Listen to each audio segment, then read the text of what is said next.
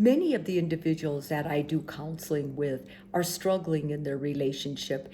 And even though they're struggling with issues that look like they're commitment based, it's not always commitment. It can be something called an avoidance of intimacy.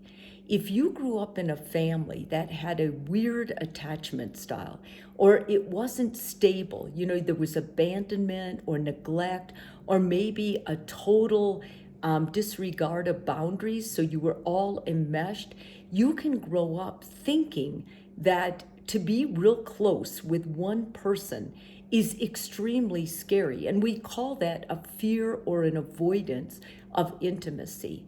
And just like you might have a faulty behavior attachment pattern, it won't be stable, it'll be anxious or avoidant, one of those two.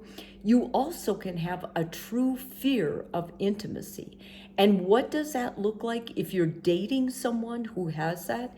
Well, they understand real intimacy as being vulnerable, and they find that extremely scary, so they have trouble being vulnerable. Secondly, they basically, when they're intimate with someone, it stirs up a lot of stuff from their past that wasn't resolved.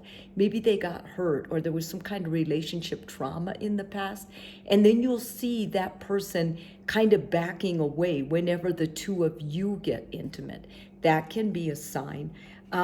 With the person having an avoidance or a fear of intimacy, understands intuitively that with this joy of being with this other person comes pain. In other words, they can't see the two as separate. They cannot understand that you're going to have a lot of joy with another person and you'll work through the pain. They don't understand it, and they're afraid to even try to go there because they never experienced that growing up as a child.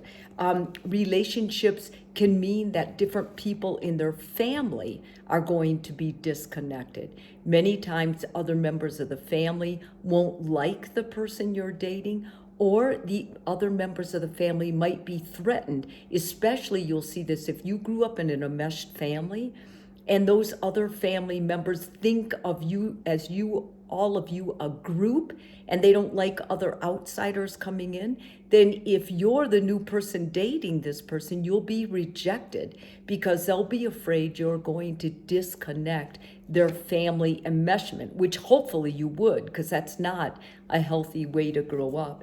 And lastly, they find that it's an existential thing. They see that if they're with you and they really love you and they're vulnerable with you, what's going to happen when you're not around? In other words, they jump to the conclusion that you're going to find something you don't like about them and leave. And this existential crisis will prevent them from getting intimate with you, and they will truly avoid intimacy.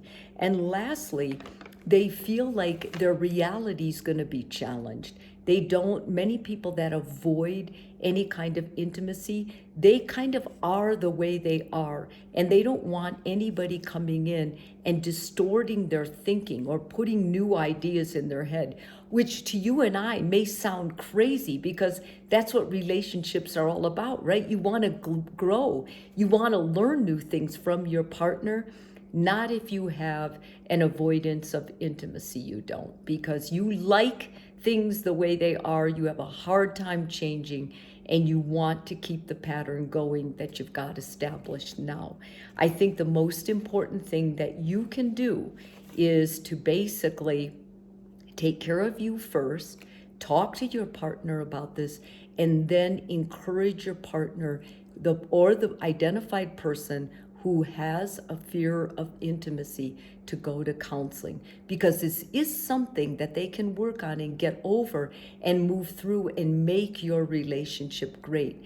Being stuck in this constant fear is a terrible way to live. And honestly, in a relationship, it's almost impossible to make it work because sooner or later, the two of you have to be vulnerable to trust and love each other.